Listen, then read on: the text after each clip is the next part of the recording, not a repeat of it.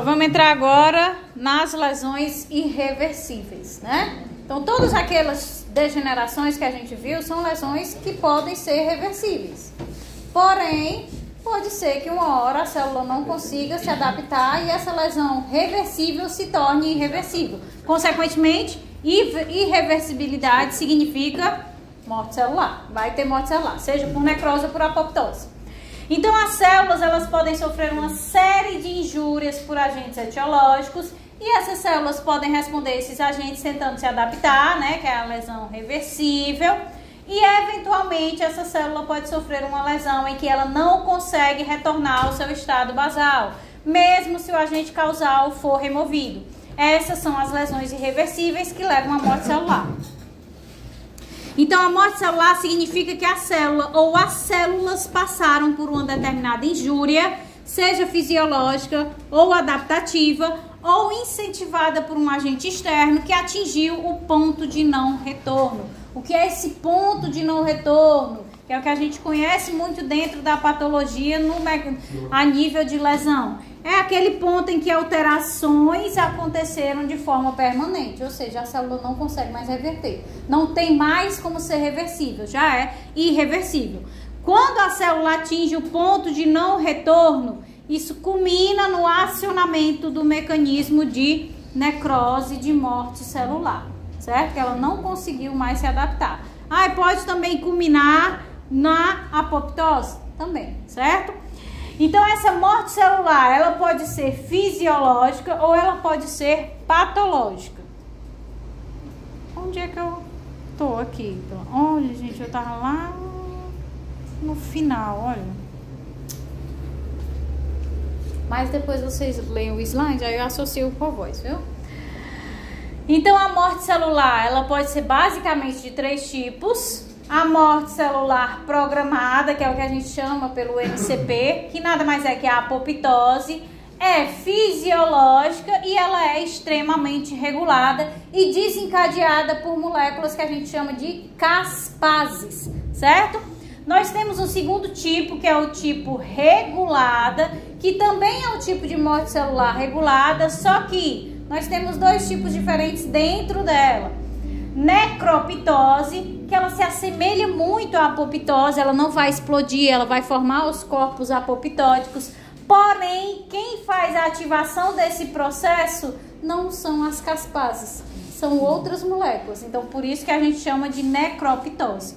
E temos também a apoptose normal, só que ela é ativada através de fármacos, outras vias que são estimuladas por outras substâncias. Então, ela não é programada pelo próprio organismo. Então, a gente viu lá na aula passada, quando a gente estava falando de mecanismo de adaptação, que a notocorda não tem as células que sofrem ou hipoplasia ou hipotrofia, mas também tem as células que sofrem a morte celular programada. Por isso que ela vai diminuindo, assim como no tubo neural. Então, essa redução, por eliminação mesmo das células, é uma morte celular programada fisiológica, certo? Agora, quando a gente utiliza fármacos para desencadear isso, já é um tipo regulado. Foi ativado por caspases, certo? Então, por isso é uma apoptose. Mas a ativação que se ligou lá no receptor e desencadeou o processo não foi mecanismo fisiológico, foi um fármaco. Isso aqui a gente usa muito aonde? Tratamento do câncer. Exatamente. Então, você quer que aquela célula ela se mate. Então, você usa um fármacozinho que quando se liga nela, você já investigou que ele desencadeia a sinalização de ativação das caspases e mata aquela célula neoplásica, certo?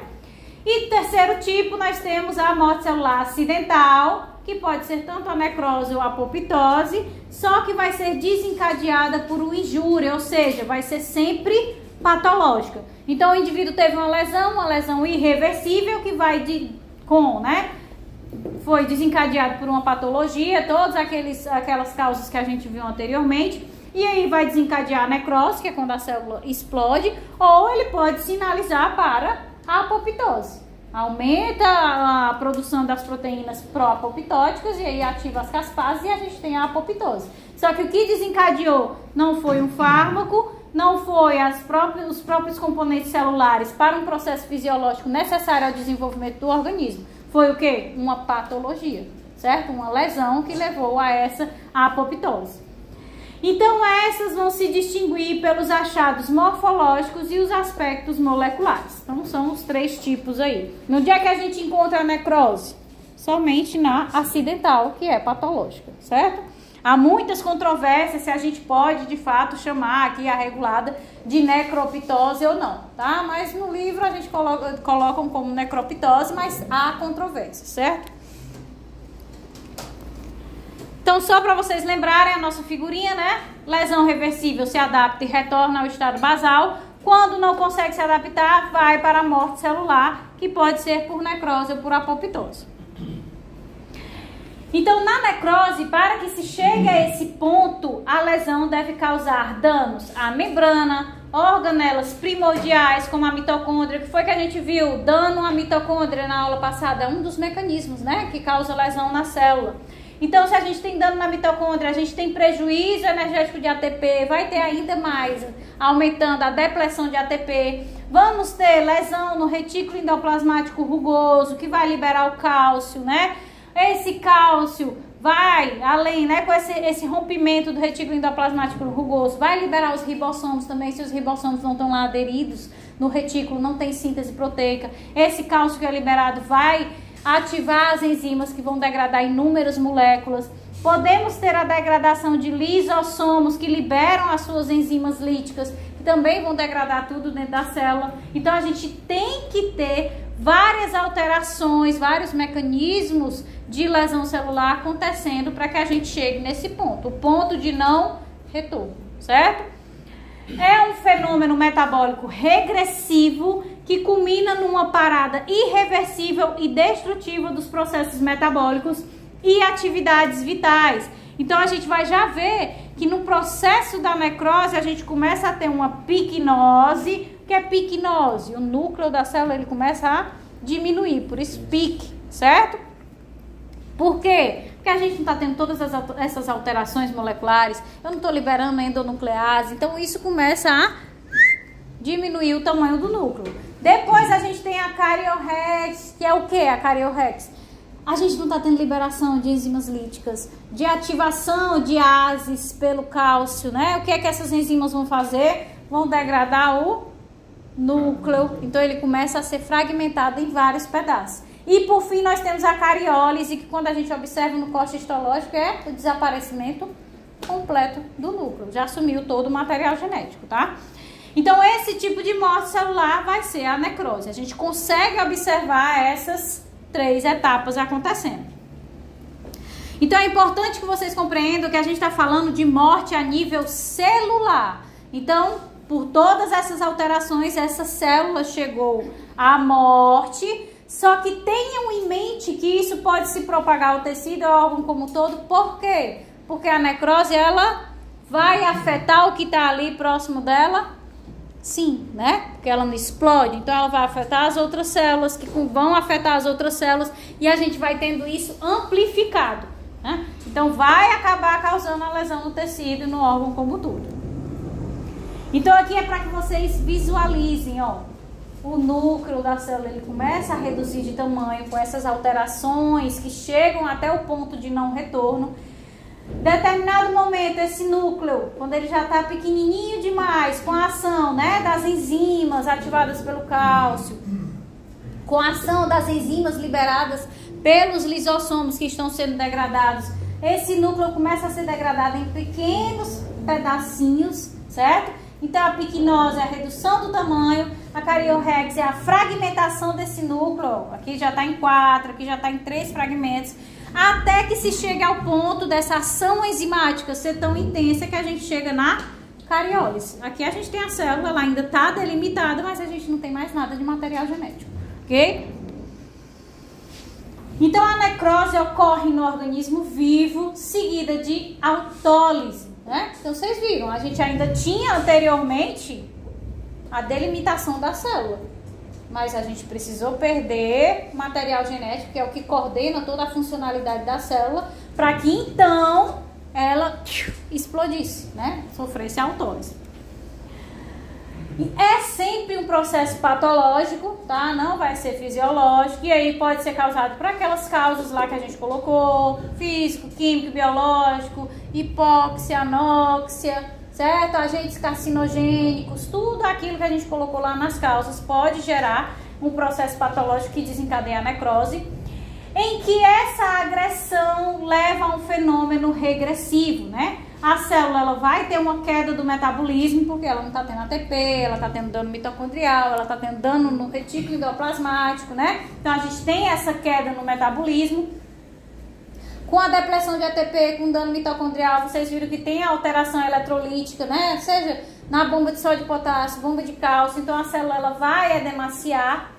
Ela vai acontecer num grupo de células, por quê? Porque é impossível acontecer a necrose de uma célula e não afetar as que estão próximas. Então a necrose vai sempre acontecer em um grupo de células. É irreversível, certo? Sempre vai culminar na morte da célula e pode ser causada pelos mais variados mecanismos, né? Então a picnose, que a gente viu que é a redução, né, do núcleo, é um processo que ainda pode ser reversível, que vai ser a condensação da cromatina devido à acidificação. Se eu estou tendo uma queda da minha disponibilidade de ATP, o que foi que a gente viu? O que é que aumenta? Não tenho ATP, não tenho oxigênio, estou em hipóxia. O que é que eu preciso fazer para ter ATP? Fermentação. Se eu estou fermentando, eu estou produzindo ácido lático. O que é que ele faz? Acidifica o meio, né? Então esse núcleo ele começa a reduzir de tamanho. Em sequência a gente tem a cariorrex acontecendo, que já vai ser a partir daí um processo irreversível, tá? Então vamos fragmentar esse material genético por ação de nucleases que acessam através de lesões no envelope nuclear. E por fim a gente tem a cariólise, que também é irreversível, obviamente, se o anterior já foi irreversível, de desaparecimento do núcleo quando ele foi completamente degradado. Então isso vai desencadear um processo inflamatório que vai gerar dor no local, certo?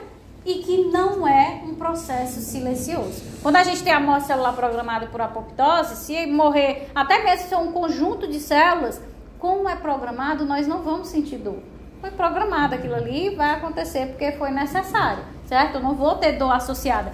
A necrose, automaticamente eu vou ter dor, por quê? Vocês vão ver na aula de inflamação. Mas se eu explodir a célula, liberei todo o conteúdo intracelular, isso vai ser reconhecido por quais células? As células de defesa. São as células de defesa, né?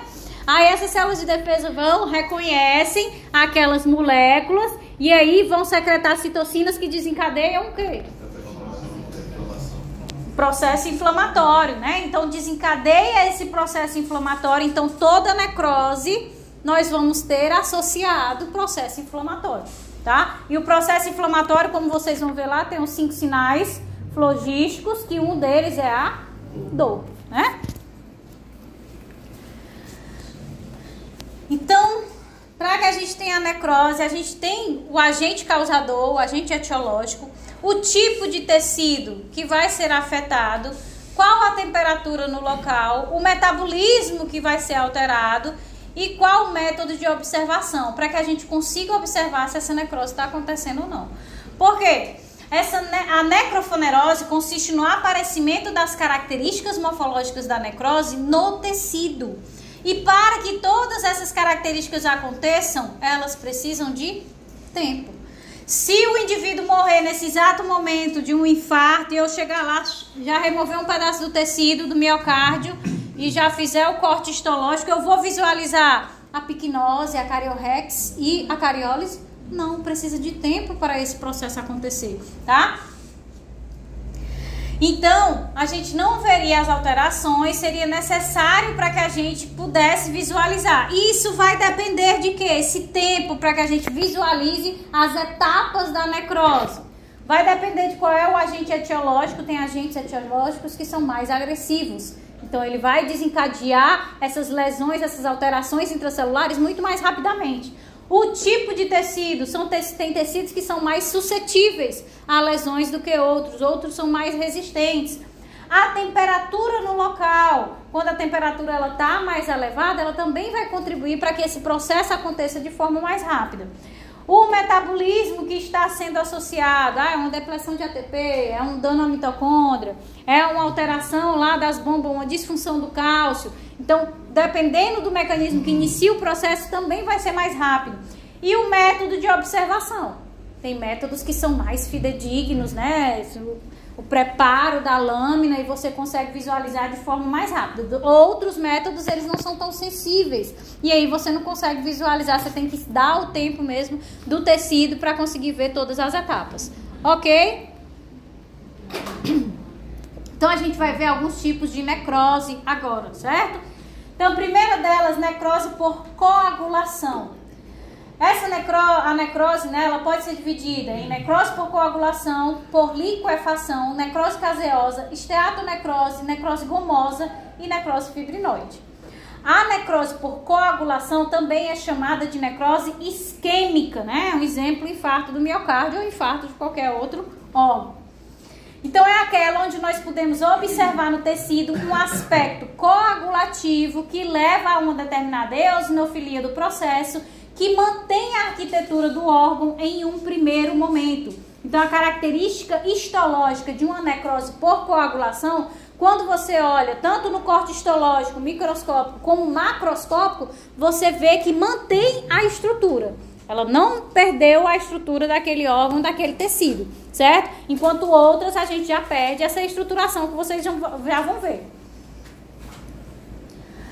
Então, essa necrose por coagulação, ela vai ser causada por isquemia. Se eu tenho uma isquemia, é porque eu não estou tendo a chegada do fluxo sanguíneo. Se não chega sangue, não chega oxigênio. Se não chega oxigênio, eu preciso de algum jeito conseguir energia. Então, eu começo a realizar fermentação. Se eu estou realizando fermentação, eu vou produzir o ácido lático. Eu tenho queda de pH. Com essa queda de pH, o que é que ele faz? Ele começa a coagular proteínas, principalmente. Então as proteínas começam a se aglomerar. As proteínas que ajudam na condensação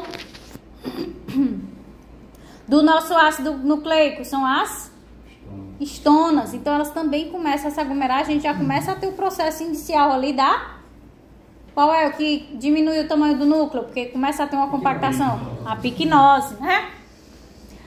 Então, começa a coagular essas proteínas. Isso vai fazer com que haja um desarranjo do tecido. E aí, vai chegar ao ponto de não retorno, ou seja, não tem mais como reverter. E as células entram em morte celular por necrose. Essa necrose vai ter um aspecto pálido. Por quê? Porque eu não tenho oxigênio nem sangue chegando. Não é uma isquemia. Então, vai ser esbranquiçado. Piramidal. E vai ter um halo avermelhado. Por quê? Quando a gente tem um processo de necrose acontecendo, não explode a célula, não libera tudo, não atrai as células de defesa. Então, em volta ali, a gente vai ter um halo avermelhado, que é justamente o processo inflamatório acontecendo no entorno. E dentro desse processo inflamatório que vocês vão ver, as células de defesa têm a capacidade de secretar o que a gente chama de VEGF, que é o fator de crescimento de vasos endoteliais. Por quê? Tá com isquemia. Como é que eu resolvo a isquemia? Eu tenho que aumentar a quantidade de vasos no local. Então, secreta o VEGF aí para aumentar a quantidade desses vasos e ver se o oxigênio chega. Então, começa a aumentar o VEGF e aí aumenta mais ainda a inflamação, certo? Para tentar chegar o sangue no local. Então, é por isso que fica bem vermelho. Pelo aumento da circulação no entorno, que é a formação desses novos vasos, e o processo inflamatório. Como eu já disse para vocês, tem um aspecto pálido, porque falta o sangue, né? Pela isquemia. E vai ter esse aspecto piramidal, porque justamente essa formação desses aglomerados proteicos acaba formando ramificações que mantém a estrutura e gera esse aspecto piramidal da lesão. Então, histologicamente, isso macroscopicamente, né? Histologicamente, na necrose, em uma necrose recente, vai mostrar uma ausência da hematoxilina, ou seja, uma ausência do núcleo, cariólise. Hematoxilina é o corante, tá? Do núcleo.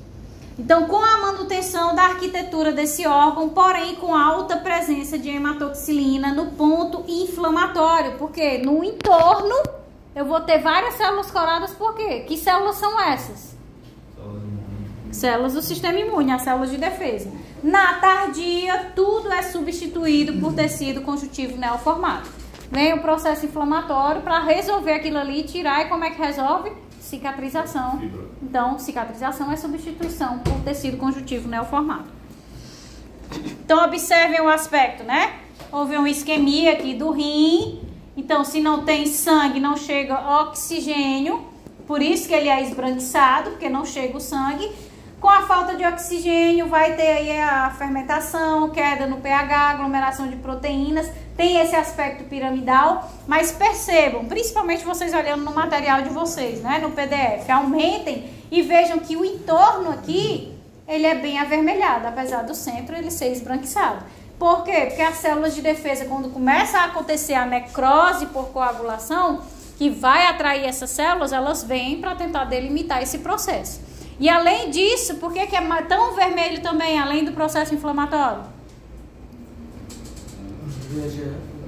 Por causa do VEGF, que começa a formar novos vasos. Então, o sangue ele vai tentando chegar no local. Então, vai ficando avermelhado. Então, percebam aqui, ó, um estágio tardio, que as células, né, musculares do miocárdio, você não observa mais o núcleo, né? Então, elas já sofreram cariólise. Mas e o que é esses núcleos aqui que estão todos corados? Células de defesa. Células de defesa, ok? Pronto.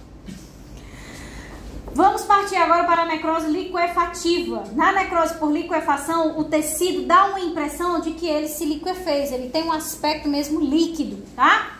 Ou seja, se fluidificou. Geralmente a necrose liquefativa ocorre em áreas infectadas por bactérias piogênicas, ou seja, aquelas produtoras de pus. E o fato da infecção estar acontecendo ali gera uma chegada maciça do processo inflamatório agudo. E aí, quando a gente tem um processo inflamatório agudo, é porque vocês ainda não viram, mas era para ter visto. O processo inflamatório agudo, em resposta às bactérias, ele chama principalmente qual tipo de célula? Deixa eu ver se vocês têm alguma noção. Inflamação aguda para a bactéria. Neutrófilos, né? Então, são os neutrófilos que são as células capazes de formar o pus, porque eles formam os nets. Vocês viram isso? Né? Aquelas redes que vão se ligando, viram não, né? Mas vão ver comigo. Formam aquelas redes que vão se ligando às bactérias e aí é isso que é o pus, né? Tem os neutrófilos que se suicidam, porque eles se rompem para formar esses nets e aí eles vão e agarram a bactéria para formar o pus, tá? Esse processo da formação dos nets é o processo de desgranulação desse neutrófilo e isso vai gerar dissolução daquela área morta, né? Que fica com aquele aspecto de pus.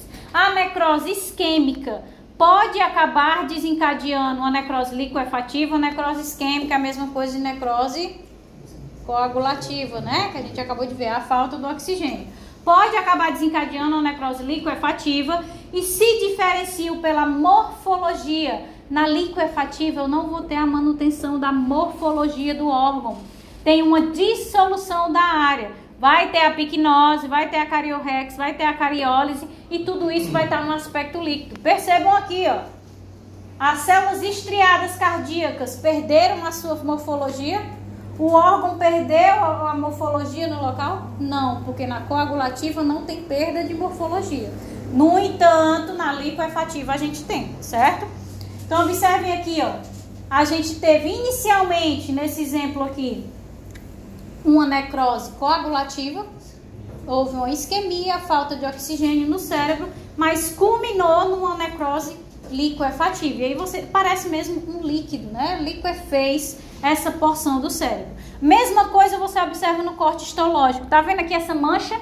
Você não consegue definir que tem uma célula ali na região. Não consegue, porque ele realmente se desfaz, se liquefaz, certo? Então tem esse aspecto não estruturado. Terceiro tipo, a necrose caseosa, que é característica da tuberculose, certo? A necrose caseosa tem como característica macroscópica um aspecto de massa de queijo, né? Onde a gente tem a formação de várias cavernas.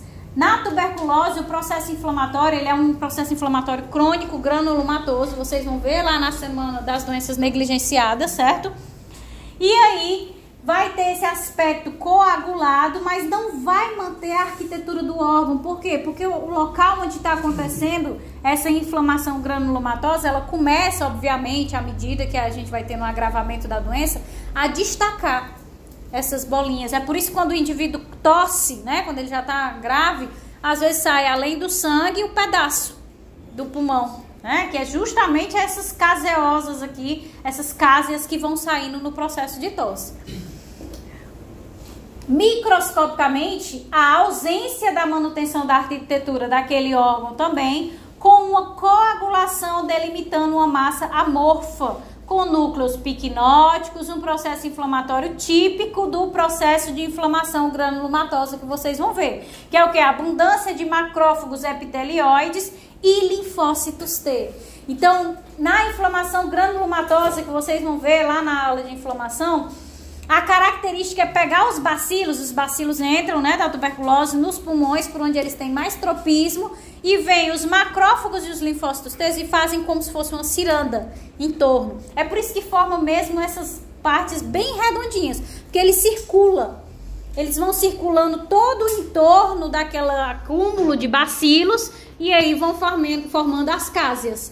E uma hora ou outra essa cásia ela se destaca do pulmão, sai, à medida que vai agravando a doença. E quando o indivíduo vai tossindo, ele vai soltando essas cásias. Então percebam que isso aqui, ó, é o tecido morto, cheio das bactérias, dos bacilos causadores da tuberculose. E aqui no entorno a gente está tendo a chegada dos macrófagos e dos linfócitos T, que são células abundantes mononucleares, né? Que tem um núcleo só grande, certo? Mas vocês vão ver melhor na parte de inflamação. A outra necrose que nós temos é a necrose gomosa, característica da sífilis terciária. Então, a necrose gomosa é uma especificidade que ocorre na sífilis terciária, que é causada pela treponema pálido e tem as 3 fases, né? Vocês até tinham essa parte patológica das istes, em que a gente via a sífilis primária, secundária e terciária, mas não tem mais. Vocês só vão ver quando estiver lá na parte de mulher, certo? E aí, a primeira, a gente tem a formação do cancro duro. A segunda, tem a disseminação das bactérias pelo corpo. E a pessoa parece que está cheia de exantemas pelo corpo todo, certo? E a terceira, tem a evolução com a instalação de várias áreas necróticas. Que é aqui, ó. A maioria das vezes atinge a região da face. Então, isso aqui que vocês estão vendo amarelo, que parece pus, não é pus não. É o tecido necrosado, não é o pus com as bactérias e os neutrófilos, certo? Macroscopicamente, a área necrótica acaba conferindo um endurecimento do tecido em aspecto de goma arábica. Então, essa parte amarela aqui, que tem um aspecto de pus, se você pegar, ela não é fluida como o pus, ela é dura, como se fosse um chiclete, certo? Que é o acúmulo, né, a resposta a essa treponema. Professora, a necrose gomosa, ela também pode ser chamada de gangrenosa ou é totalmente diferente? É outra tipo de necrose? Eu acho que pode. Eu tenho essa impressão que eu vi esse nome no livro também, paralelo. Mas eu não tenho certeza não, porque o livro eu só vi quando eu também, preparei mas eu tenho a impressão que tem esses 2 nomes. Mas confere para ter certeza, tá? Que eu não estou me lembrando não. Temos também a esteatonecrose. Esteato, que foi que a gente viu lá no começo. Gordura, muito bem. Então, esteatonecrose é um tipo de necrose ocorrida em áreas com bastante tecido adiposo ou na pancreatite aguda. A dissolução enzimática desencadeada pelo mecanismo bioquímico da lesão em cima de um tecido com alta concentração de gordura faz com que ocorra uma reação de saponificação. Vocês sabem o que é a saponificação, né? Do sabão, a gordura lá, pronto. Então, macroscopicamente, isso dá um aspecto ao órgão de gordura derretendo, escorrendo, formando o que se chama na patologia de pingos de vela, tá? Vai escorrendo mesmo como se fosse uma cera da vela. Microscopicamente, você tem uma dissolução enzimática que desfaz a arquitetura do órgão e um aspecto esbranquiçado com alto teor de gordura. Se fizer o corte histológico desse pingo de vela, vai ter uma alta concentração de gordura, certo? É o que causa ascite? O que causa o quê? Ascite. Pode ser derivado, né, da ascite. Acumulando, né? Pode. Porque a lesão, ela não inicia pela esteatonecrose. Ela tem que ter uma patologia derivada, né? Então pode ser derivada da ascite, certo? Então aqui, ó, não dá pra... Nossa, eu tô visualizando perfeitamente os pingos de vela. Mas essas partes mais esbranquiçadas aqui é onde, né, ocorre a necrose, a esteatonecrose, e aí escorre a gordura, as partes mais esbranquiçadas, né, amareladas, é onde a gente tem esse escorrimento. Mas um patologista, ele olha, ele já sabe, mas tem que ter uma preparaçãozinha, né? Aqui, ó, observem, as células com alto teor de gordura, né? Então a gente consegue identificar no corte histológico essa gordura. Vocês estão vendo o núcleo? Alguma coisa? Então, tecido aqui, ó, necrosado, certo? Já passou pela cariólise. Então, depois que a gente tem o processo necrótico instalado, isso vai gerar um processo inflamatório, ou seja, eu tenho uma área morta dentro de um indivíduo vivo, então isso precisa ser resolvido, né? Então, é importante deixar claro que a lesão irreversível ocorreu em uma célula ou grupo de células e depois disso o organismo busca evitar que isso se propague. É por isso que a gente sempre vai ter no corte histológico, aqui ó, tecido necrosado, né, morto da esteatonecrose, e todas essas células aqui que a gente vê o núcleo único, mononuclear, são linfócitos, são monócitos, tá? São macrófagos, certo? São neutrófilos, chegando aí para tentar responder a esse processo, para que ele não se propague. Porque o que foi que a gente viu? Acontece em uma célula, ela sempre vai afetar as que estão do lado. E assim sucessivamente, por isso que tem que tentar delimitar, exatamente.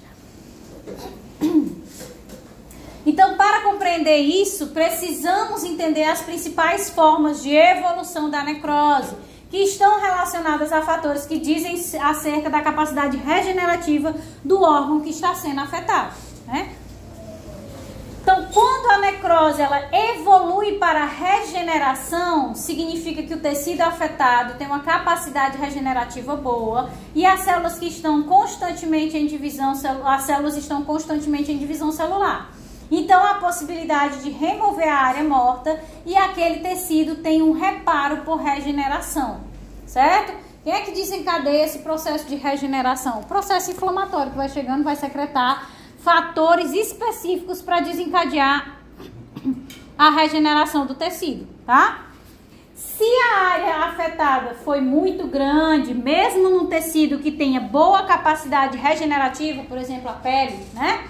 Ou se ele não tem capacidade regenerativa, como o tecido cardíaco, encefálico, a área morta vai ser substituída por tecido conjuntivo neoformado através do processo de cicatrização. Então, a diferença entre a regeneração e a cicatrização é que regenerar é substituir pelo mesmo tecido, ou seja, mantém a função. Na cicatrização, a gente substitui por tecido conjuntivo neoformado, não mantém a função, certo? Quando o processo inflamatório gerado pela necrose começa a isolar a área afetada, né? Aí tem um agente agressor, muito conteúdo intracelular foi liberado nas células que já morreram, né? Vai ser de difícil fagocitose. Então, as células de defesa estão tentando, mas a área já está ficando extensa. Ela não vai conseguir fagocitar tudo, certo? Então, a gente tem muitas vezes no processo de resposta a essa necrose o encistamento ocorrendo, que vai ser um processo inflamatório que envolve toda a área no intuito de isolar o tecido para tentar retornar a homeostasia tecidual. Então, imagine um local que está tendo necrose. Agora, imagine um processo inflamatório não vindo só aqui, daqui, tentando solucionar. Ele envolve completamente e aí, consequentemente, ele forma como se fosse um cisto, uma cápsula em volta daquela necrose. Para justamente parar o quê? Qual é o intuito dele com esse encistamento, com esse encapsulamento? Que é o processo necrótico pare de se espalhar, de o seu conteúdo intracelular afetar as células que estão ali adjacentes. Também podemos ter a eliminação, que é quando a área necrótica ganha o meio externo, né? Então, na necrose liquefativa ou na necrose caseosa, né, que tem os fragmentos expelidos pelos brônquios, o material ele pode ganhar uma via de drenagem, como os abscessos, que tem uma via de exteriorização para o meio externo ou interno dentro de cavidades. Então, começou um processo necrótico, eu estou com um abscesso no fígado. Ele vai explodir ali ele pode explodir no peritônio. É uma forma dele tentar extravasar, em vez de permanecer ali no local, afetando todo o fígado. Mesma coisa se acontece, né, visualmente. Então, eu vou abrir aquele abscesso, vou drenar ele completamente, para que pare de afetar o tecido adjacente. Então, o intuito é o quê? Que eu falei no início, conter essa necrose, porque ela é extremamente danosa a tudo que está ali adjacente a ela. Também temos associada a gangrena, né? Na gangrena, a necrose está exposta ao meio ambiente. Nós temos 3 tipos. A seca, que geralmente ocorre em áreas de circulação terminal, ponta do dedo, a ponta do pé, uma perna, né? Pode ser desencadeada pelo frio, que aí a circulação não chega. Como o caso do cordão umbilical, por isquemia mesmo, você bloqueia, então e acaba tendo essa necrose seca. Então, o principal aqui vai acontecer, a gente vai ter a perda de água e aí o tecido ele vai desidratando, vai ficando arroxeado e aí vai morrendo, vai ocorrendo a necrose seca. Nós temos também a necrose úmida, que está associada a processo infeccioso, que é quando a área necrótica é invadida por bactérias anaeróbicas. Aí o tecido, em vez dele ficar seco, ele fica amolecido, vai ter a formação do pus. Pode facilmente evoluir para sepse, né, que é a infecção quando ela chega no sangue e afeta o organismo como um todo. Vai ser muito comum nas vísceras. E o terceiro tipo de gangrena vai ser a gasosa, que é quando esse processo infeccioso ele está associado ao gênero Clostridium, que aí quando ele inicia o processo de gangrena, ele vai formar gás. Era muito comum no período da guerra, o indivíduo ia lá, machucava a perna, fazia... E aí, como o Clostridium é muito comum, é um micro-organismo que a gente tem contato constante, ele se infectava e aí iniciava a gangrena e formava várias bolhas na perna, que é justamente a formação do gás característico do gênero Clostridium. Aí tem que amputar para não se propagar para todo o organismo. Ou perde a perna ou perde a vida, né? Por quê? Porque facilmente evolui para sepse, qualquer coisa que a gente tenha uma infecção que possa chegar à corrente sanguínea. Por fim, a gente tem a calcificação, que geralmente ocorre em áreas de necrose mais antiga ou em cistadas, que favorecem a precipitação de sais de cálcio, acúmulo de cálcio comum nos mecanismos de lesões celulares. Que foi que a gente acabou de ver? Ó, aqui, ó. Muito comum em áreas encistadas. Então, acontece muito na tuberculose. Vai lá, os macrófagos e os linfócitos fazem a cirandinha em torno daqueles bacilos que estão ali no pulmão e vão formar o encistamento, né? Por isso que muitas vezes a tuberculose ela fica dormente, esperando um momento que o indivíduo vai estar aí imunodeficiente para ela conseguir se manifestar. Ela fica lá dormente porque aquele processo inflamatório encistou e delimitou aqueles bacilos e eles não conseguem afetar o organismo. Se aquilo passar muito tempo, pode vir sais de cálcio e ir se depositando no cisto.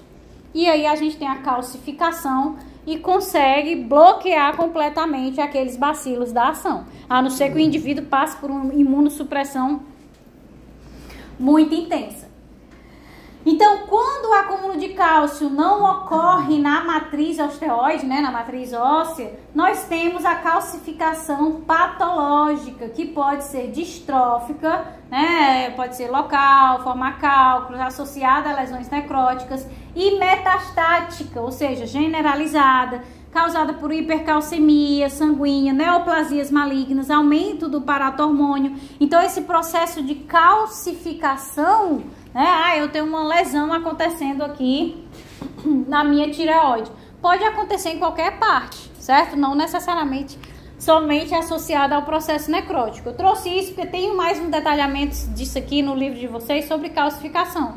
Só que sai um pouco do processo da lesão, da morte celular, do necrose. Então, se vocês quiserem se aprofundar nessa parte da ação do cálcio, aí vocês vão lá no livro e leem essa partezinha, tá? Então acontece um processo de nucleação, tem um acúmulo de cálcio por alterações bioquímicas dentro da célula. Então aquele cálcio que antes seria maléfico, ele começa a se acumular para tentar calcificar e delimitar aquela lesão.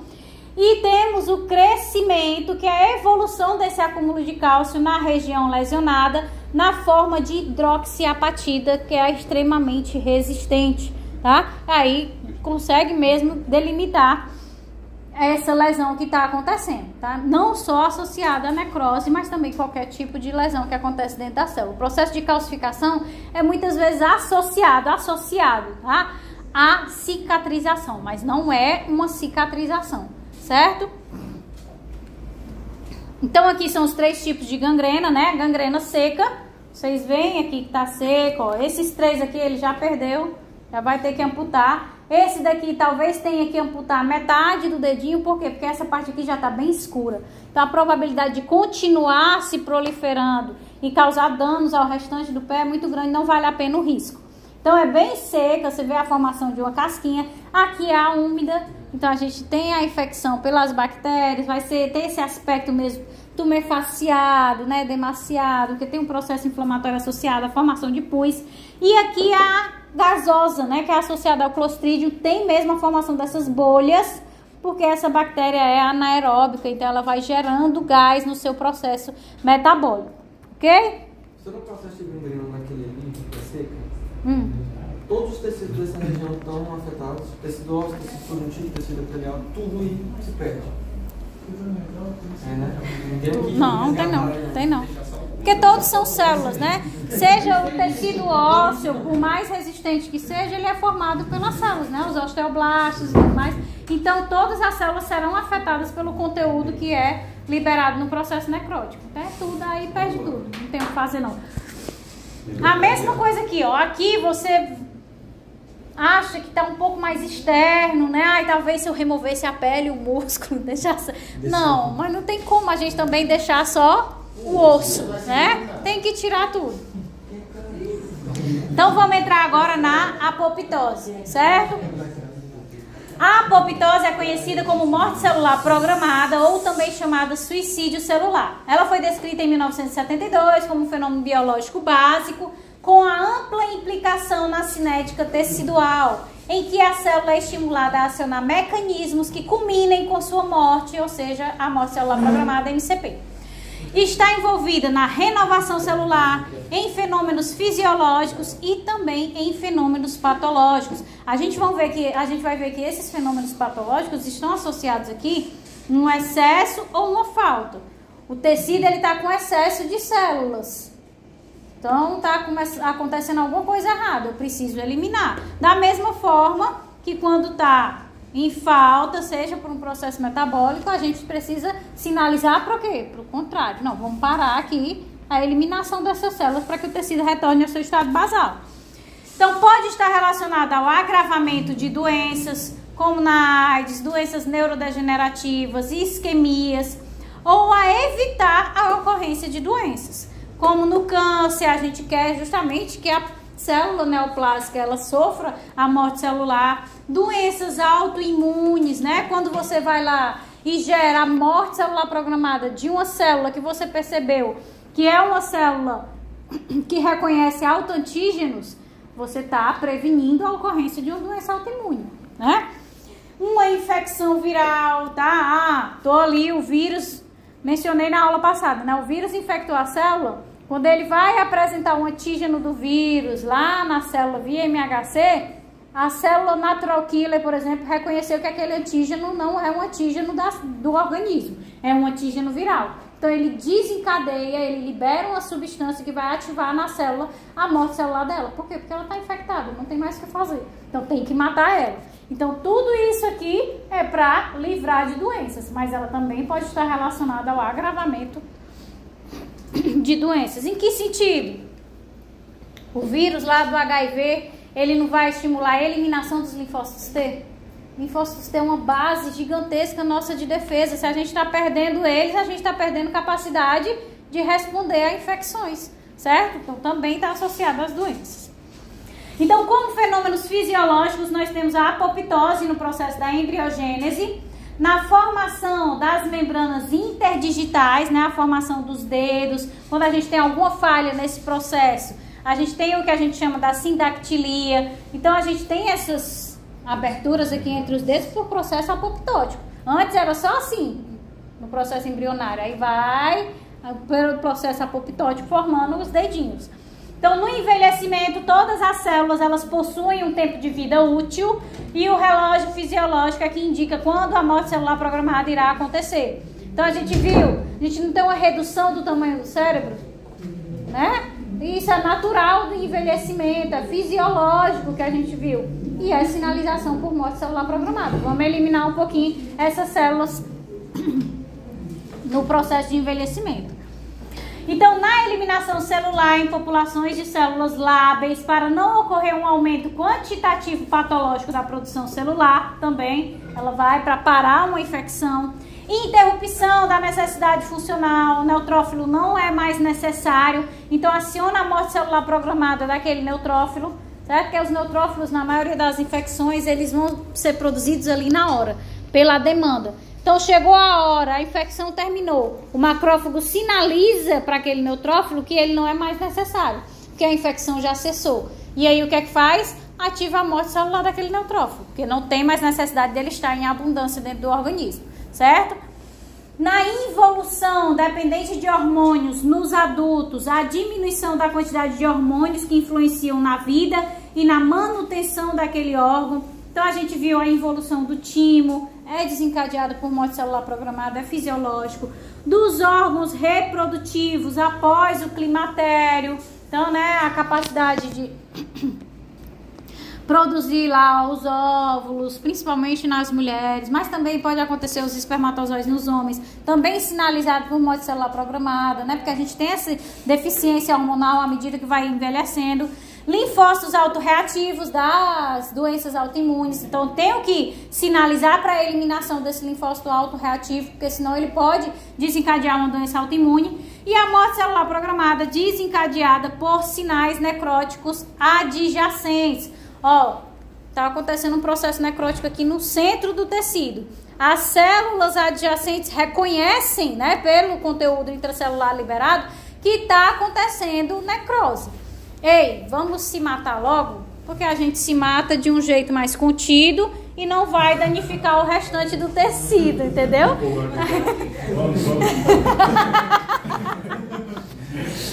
Ai, meu Deus do céu. Então, aqui só um exemplo, ó. A apoptose, a formação dos dedos, a involução do timo, né? Então, as características morfológicas da apoptose são bem distintas. Ela vai atingir a célula individualmente, ela não vai afetar tudo que está adjacente, como na necrose. A célula sozinha é acionada por mecanismos que levam a uma sucessão de eventos que culminam com a sua morte. A gente vai ver que há uma sinalização para ativar a caspase efetora e aí sim desencadear a morte celular programada.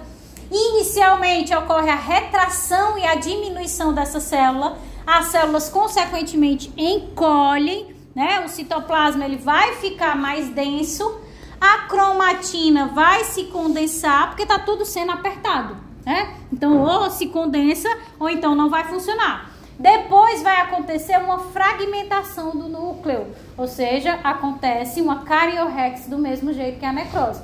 No entanto, a cariorrex da apoptose ela é específica. Lá na necrose, as endonucleases que vão atuar no núcleo, elas atuam aleatoriamente. Elas geram qualquer tipo de fragmento de ácido nucleico. Elas vão quebrar em qualquer lugar. Na morte celular programada por apoptose, nós temos endonucleases internucleossômicas. Então, eu vou gerar fragmentos de DNA de tamanhos específicos. O que é internucleossômicas? Na formação do DNA, a gente não tem os nucleossomos, tantos pares de bases no nucleossomo, tantos pares de base no nucleossomo. Então, ela não quebra nos nucleossomos. A gente vai ter fragmentos todos do mesmo tamanho, certo? Então, depois a gente vai ter, que a gente já está tudo fragmentadozinho, né? Em pequenos tamanhos. nós vamos ter a formação dos corpos apoptóticos, tá? Que são brotamentos que dão origem a pequenos pacotinhos. Então começa a subir essas moléculazinhas fragmentadas para a membrana. Aí vai um pedacinho da membrana envolvendo uns fragmentos, outro, e vai formando o que a gente chama de corpos apoptóticos. Por fim, nós temos a remoção desses corpos apoptóticos, a imensa maioria pelas células adjacentes, que é o processo que a gente chama de canibalismo celular. As células, pela própria composição da membrana, né, desses pacotinhos, desses corpos apoptóticos, reconhecem aquele corpo apoptótico e, opa, vamos lá, fagocitar e degradar esse corpo apoptótico, as células adjacentes. Significa que as células fagocitárias também não vão eliminar esses corpos apoptóticos, também vão atuar, mas de forma mais livre, não vindo várias de uma vez, como se fosse para gerar um processo inflamatório, entendeu? Encontrou ali, degradou, encontrou, fagocitou, degradou, mas a maioria é removido pelas células adjacentes, processo que a gente chama de canibalismo celular. Professora, a senhora pode ficar novo depois da cariorex? Eu não entendi a partir dessa parte dele. Vamos lá. Então, o que é que vai acontecer? Essa Cariorrex, ela vai degradar o material genético em vários fragmentos do mesmo tamanho. Da mesma forma, dentro da célula está sendo degradada proteína, está sendo degradado as organelas, né? O retículo, mitocôndria, está tudo sendo degradado em fragmentos. Para quê? Para que a gente tenha a formação dos corpos apoptóticos. E o que é que vão ser esses corpos apoptóticos? Imagine a célula lá, a célula não retraiu, ela não diminuiu de tamanho. Consequentemente, se eu tenho uma membrana toda esticadinha aqui e eu começo a diminuir o tamanho, ela vai formar ondas, né? Vocês conseguem visualizar. E aí essas ondinhas que vão sendo formadas, você não tem um pincel não? Tem não, né? Deixa eu ver aqui se eu trouxe. Tem? Ele tem, professor. Ó, pronto. Gosto assim. Então ela vai formando aqui, ó. Ela vai retraindo, ela vai ficando assim. E aqui dentro cheio de fragmentos, ó. Cariorrex do núcleo e também fragmentando organelas e os outros compostos dentro dessa célula. À medida que ela continua retraindo, tá? Então o que é que vai acontecer? Isso aqui vai ter uma hora que ela vai fechar, tanto que ela vai fechar uma bolinha, vai fechar essa bolinha, aqui no meio vai fechar outra bolinha. Então todos esses pontos aqui vão gerar um pacotinho, um corpo apoptótico. E dentro dele nós vamos ter os fragmentos gerados. Então é assim que os corpos apoptóticos são gerados. Esses corpos apoptóticos, o que é que eles têm na membrana deles? Fosfolipídios que sinalizam para as células adjacentes que ele é um corpo apoptótico. Então ela vai, se liga a ele, opa, vou degradá-lo. Faz a fagocitose, né? E degrada ele lá dentro através da formação do fagossomo junto com o lisossomo, certo? Vai acontecer isso aqui para todos. Pode vir um macrófago aqui e também chegar e fagocitar um desses corpos apoptóticos? Pode. Deu para entender? Sim. Saúde. Devolvo já, viu? Vai que precisa de novo. Não precisa.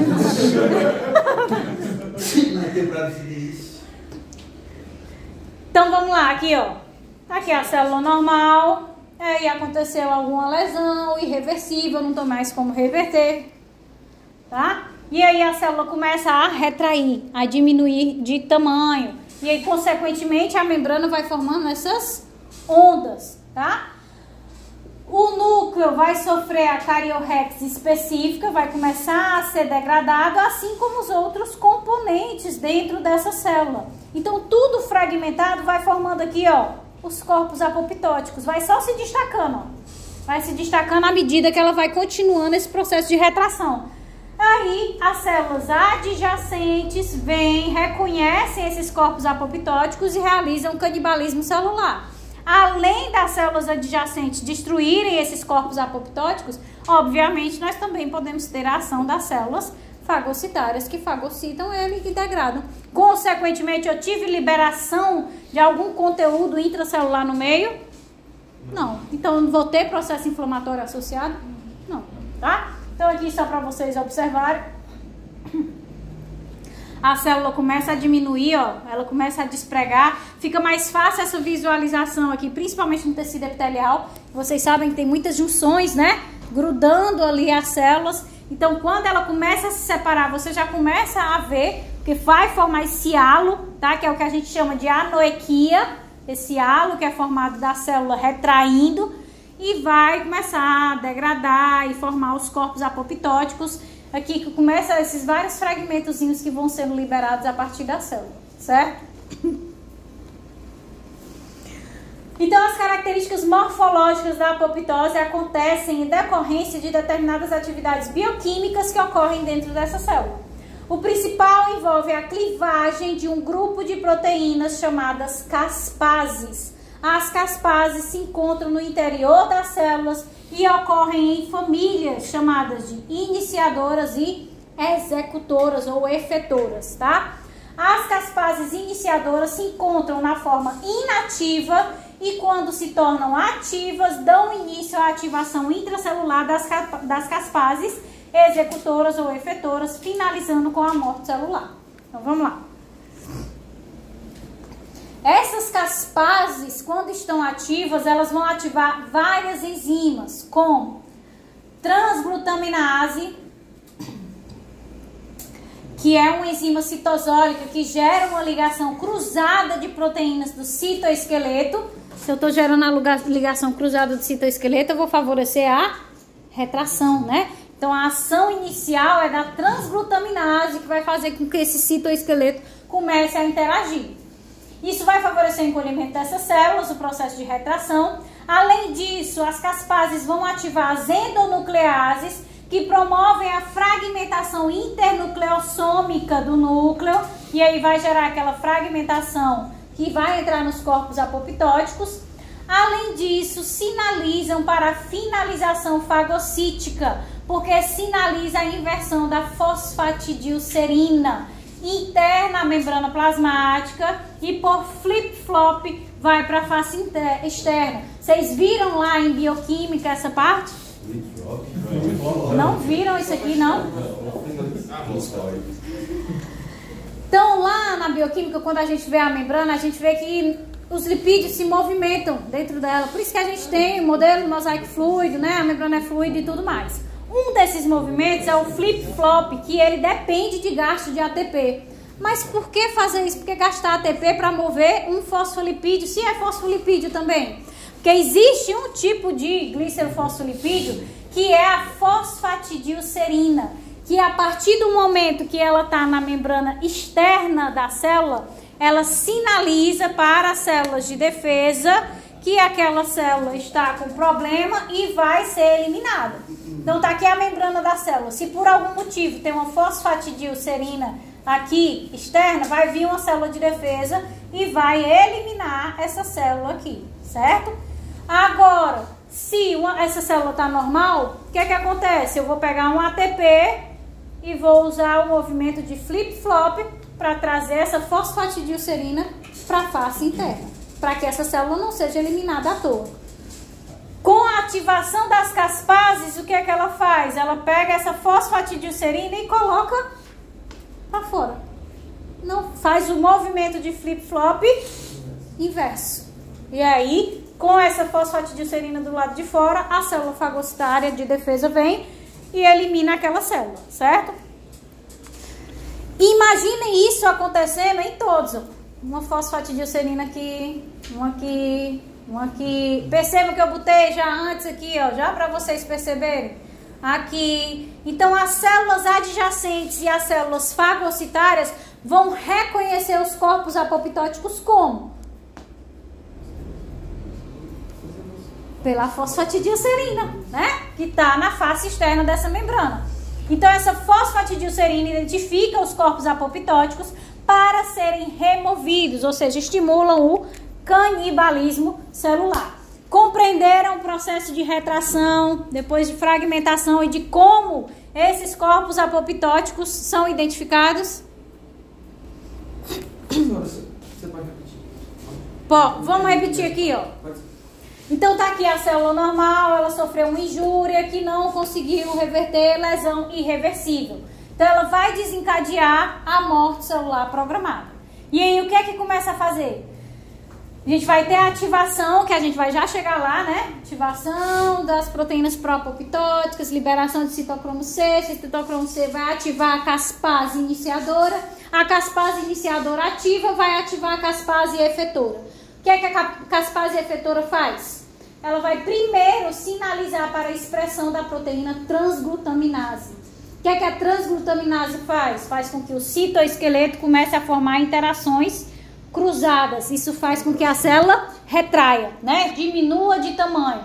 Além disso, ele também vai estimular a caspase efetora a expressão daquelas endonucleases nucleossômicas, né? Que vai cortar nos fragmentos de tamanhozinho conhecido. Isso vai iniciar o processo de fragmentação, fora as outras moléculas que também estão sendo fragmentadas dentro dessa célula. Então, com a retração acontecendo, os fragmentos sendo formados, por que eu preciso fragmentar? Vocês concordam comigo que se a célula está retraindo, eu tenho só essa pontinha aqui, vai caber uma organelazona todinha dentro? Não vai. Então, eu preciso fragmentar para que tudo possa caber dentro dos corpos apoptóticos. Então, ela vai fechando, vai pegando os fragmentos e vai começando a formação dos corpos apoptóticos. Além disso, a caspase tem a capacidade de fazer o quê? De mover a fosfatidilcerina para a membrana externa dessa célula. Se essa fosfatidilcerina está na membrana externa desse ponto dessa célula, na hora que fechar e formar os corpos apoptóticos, ela vai sinalizar para serem destruídos. Deu para entender? Normalmente ela fica onde essa fosfatidilcerina? Somente na membrana interna. Se por algum motivo ela vai para a membrana externa, acontece o movimento de flip-flop para ela entrar, senão a célula vai ser destruída, certo? Então aqui, com a fosfatidilcerina na membrana externa, sinaliza para as células adjacentes realizarem o canibalismo celular, ou então para vir uma célula fagocitária, reconhecer a fosfatidilcerina e também fagocitar e degradar aquele corpo apoptótico. Então, a apoptose é o final de uma cascata de eventos moleculares que dependem de energia, ou seja, dependem de ATP. Então, os componentes bioquímicos que descrevem esses eventos são o quê? A sinalização, que vai ser o processo que vai disparar, né, o início dessa sinalização. Isso pode acontecer pela via intrínseca ou pela via extrínseca, certo? As fases de controle e integração internas, as fases de execução comum, que ocorrem independente da causa, ou seja, caspase, né? A gente não sabe o que é que vai desencadear aqui a degradação da mitocôndria, que vai liberar o citocromo C, que a gente vai já ver, a gente não sabe. Isso aqui pode ser por patologias diferentes ou por processos fisiológicos diferentes. Mas o que ele culmina, que é a ativação da caspase efetora, que vai começar o processo de retração e tudo mais, é o mesmo para todos, independente da causa. Seja patológica, seja fisiológica. Retração, transglutaminase, todo o mesmo processo a partir do momento da ativação da caspase efetora. Depois a gente tem a identificação fagocítica por conta da fosfatidilcerina e vai remover as células mortas. Então, quais são essas duas vias que podem ativar, sinalizar para a ativação da caspase efetora? Eu disse para vocês que tem uma intrínseca e outra extrínseca. A via intrínseca é também chamada de via mitocondrial. É a via principal e nela nós temos genes que definem proteínas que controlam poros de membrana que vão definir se a célula vai sobreviver ou se a célula vai morrer. Certo? Então, o que pode desencadear esse controle desses poros é a modificação mitocondrial, que libera moléculas internas à mitocôndria que vão ativar as caspases iniciadoras na via intrínseca, a caspase 9, tá? Através de quê? Então, teve privação de sinais de sobrevivência, né? A ausência de sinalização de morte celular pelo MHC. Isso aqui vocês só vão ver em imunologia. Porque quando eu dava essa aula para os meninos, eles já tinham... A gente já deu uma olhada. tem uma noção, né? Pronto.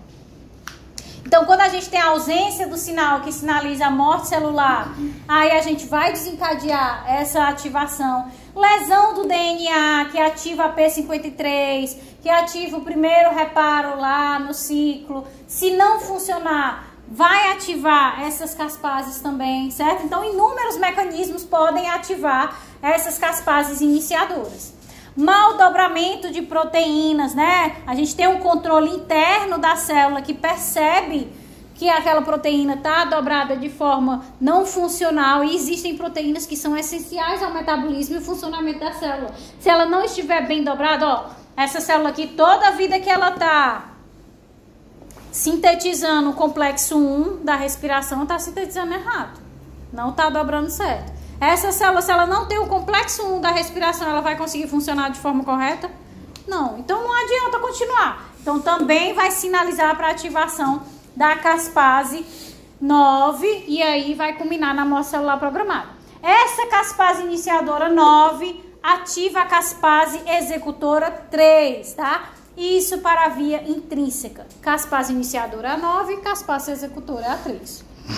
Proteomina no slide, lesão do DNA, aí em parênteses, ativa, P53. Isso, quando a gente tem uma lesão do DNA, a gente não tem a P53 ativada, né? Aí ela vai e ativa lá no ciclo celular o reparo. Eu queria saber, esse primeiro e segundo que a senhora coloca, tipo, a primeira reparação, e caso não funcione, ativa a segunda caspase? Ou não, é a etapa? Primeiro, não, é a sequência. Primeiro a P53 ela vai ativar a reparação, né? Se não funcionar, é que ela vai para a ativação da caspase, certo? A caspase iniciadora e a executora é sempre 9-3? Da intrínseca da mitocôndria.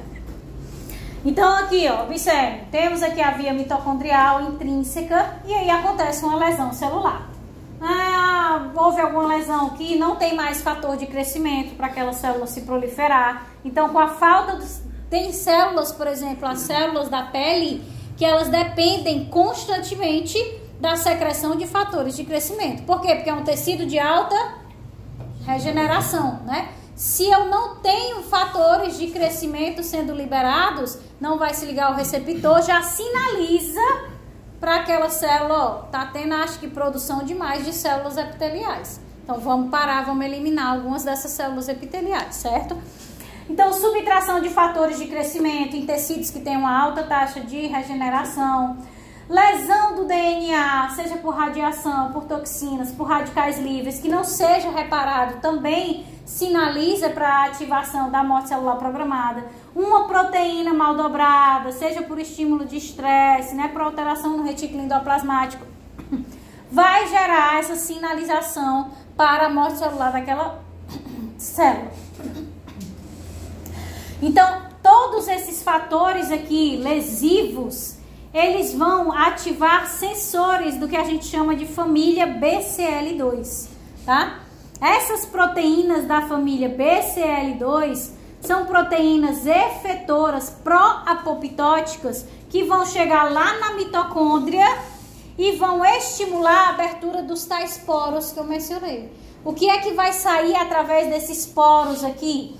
Citocromo C, lembram do citocromo C lá da respiração?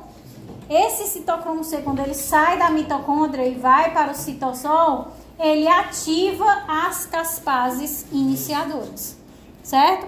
Essas caspases iniciadoras vão ativar as caspases executoras e aí inicia o processo de secreção da transglutaminase, retração, a endonuclease nucleossômica começa a fragmentação, fosfatidilcerina vai para fora para formar os corpos apoptóticos. Então, esse processo aqui de execução das caspases, vocês já entenderam, já? As enzimas que elas secretam.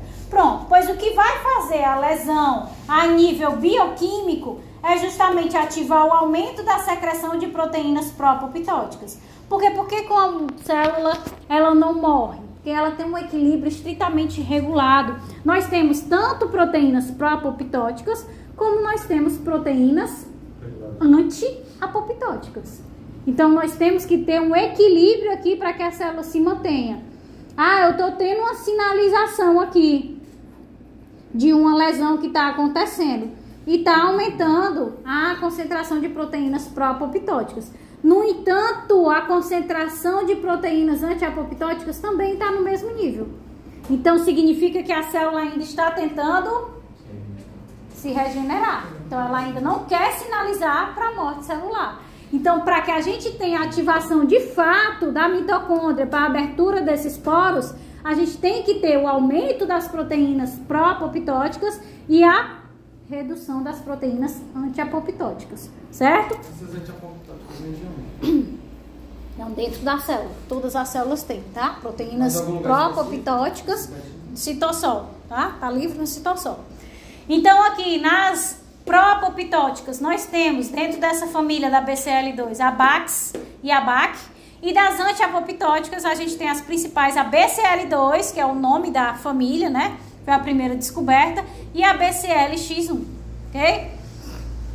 Aí vamos já ver aqui a via extrínseca. Porque tipo, na Pro e na Anti tem a BCL2, não é só o nome da... É, só o nome da família, certo? Por exemplo, todas elas são da família BCL2, mas as pró-apoptóticas é BAX e BAC, tá?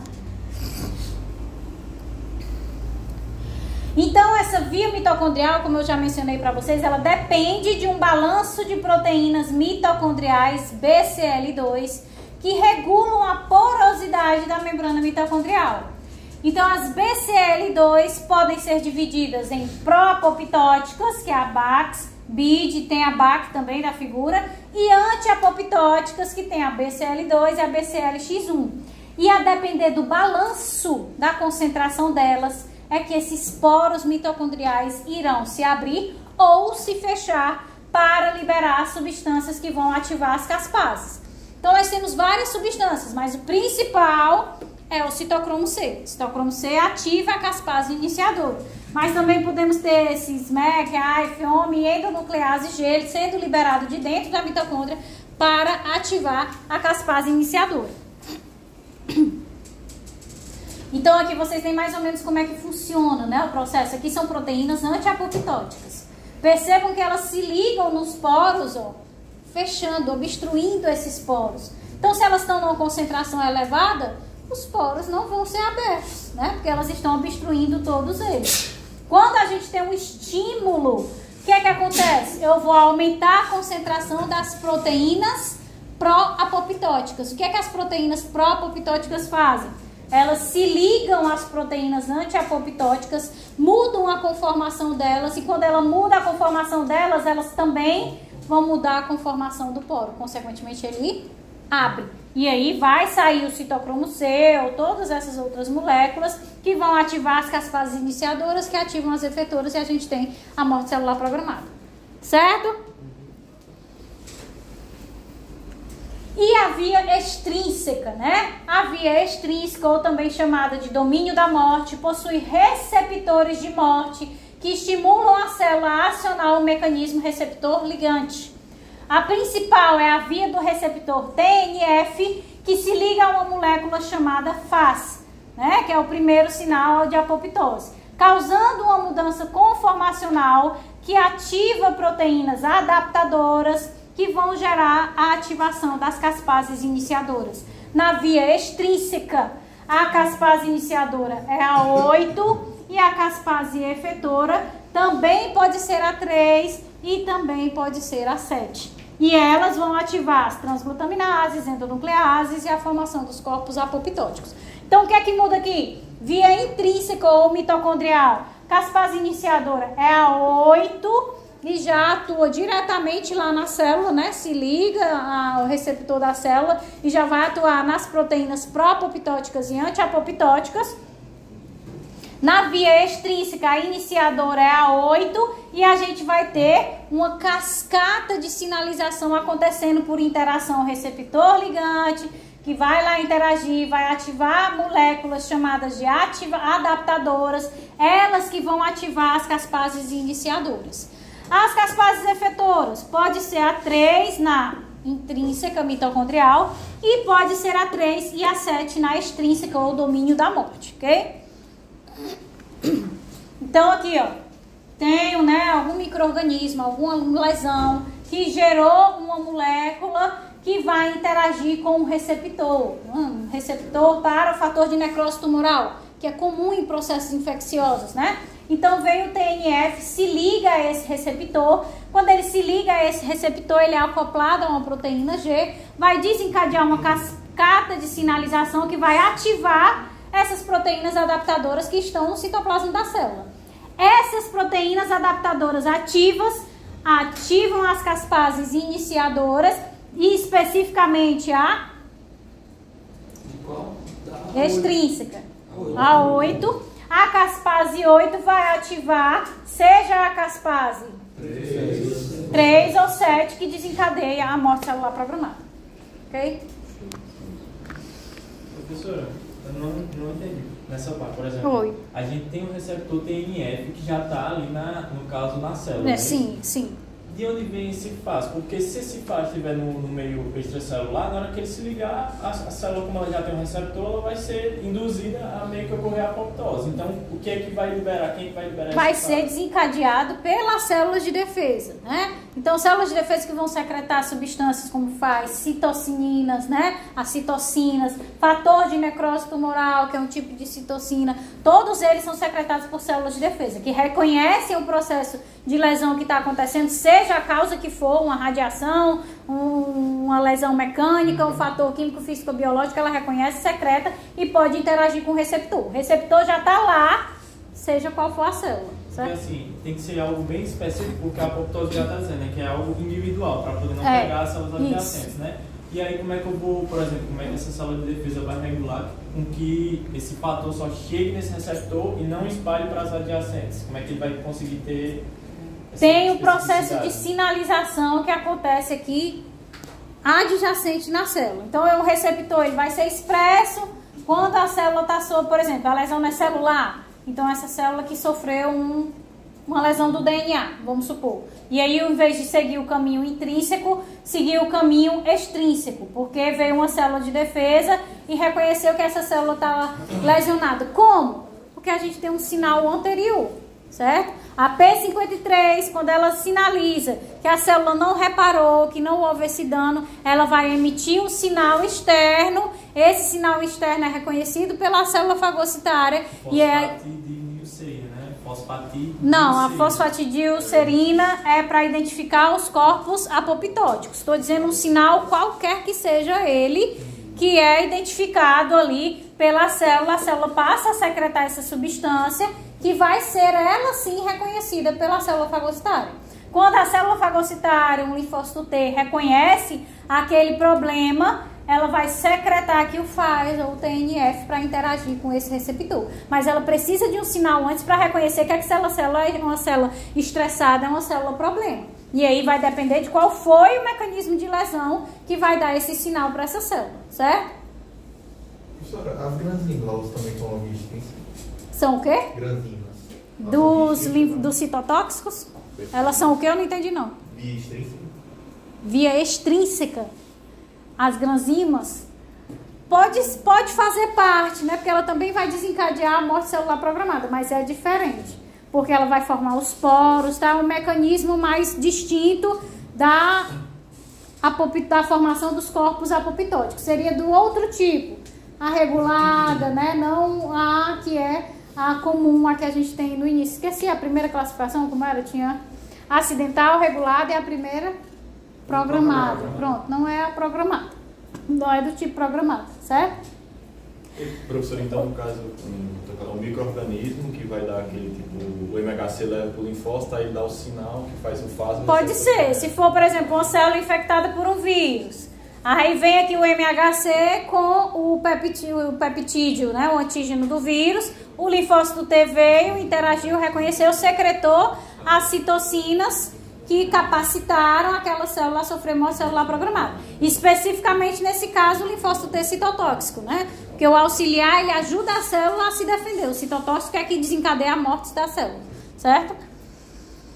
Então veio, aconteceu essa sinalização, ativou o adaptador, ativou o iniciador, ativou o executor, desencadeou a morte celular programada.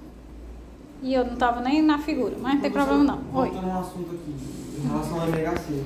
A presença dele não é que vai dizer para o citotóxico não matar ele? Aí a ausência que é o contrário? Mas tem uma questão de tipo, a ausência dele vai fazer com que espere que ele reconheça, é como não reconhece. Se não, todas as células expressam MHC a todo momento. Elas expressam MHC mesmo quando ela está normal com antígeno próprio, um antígeno nosso, um peptídeo de uma proteína nossa que foi degradada lá no proteasoma aleatoriamente. E aí o que é que vem? Vem um linfócito T, reconhece, opa, isso aqui é próprio. Não tenho que fazer nada com essa célula, vai embora. Então ele só desencadeia algo quando ele reconhece um antígeno externo, estranho, certo? Mas eu já vi também o que ele diz, por exemplo, as células NK, quando elas reconhecem que tem ausência... Não, exatamente. Pronto, é porque eu não continuei. Todas as células, elas têm o MHC expresso na membrana. Se não está sendo expresso, aquela célula é um problema. Que é justamente o reconhecimento da célula NK. Ela tem que reconhecer o ligante de NK, tem que estar positivo para se ligar a ela e tem que estar positivo para se ligar a ela o MHC. Se ele não estiver lá, a célula está com problema, ela já também incapacita, já mata aquela célula, certo? Então, a necrose ela é caracterizada por depender de um estímulo patológico, afetar um grupo de células, induzir uma resposta inflamatória, romper as membranas, não gastar energia, ser irreversível a partir do ponto de não retorno, causar, obviamente, tumefação e ser fagocitado por macrófagos.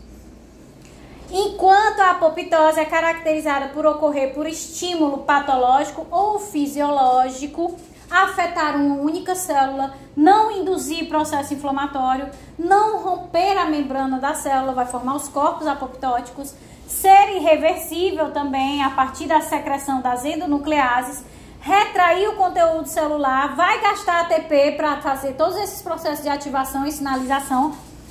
E os corpos apoptóticos são fagocitados principalmente pelas células adjacentes em vez das células de defesa. Então aqui é a tabelinha normal, né? Para vocês diferenciarem necrose e apoptose, mas é o que vinha no texto anterior. Uma gera inflamação, a outra não gera, uma mantém a integridade da membrana, a outra não mantém. Um explode, a outra não explode, certo? Então é só as diferenças que tem entre cada uma. Ok, pessoal? Tranquilo? Pois pronto.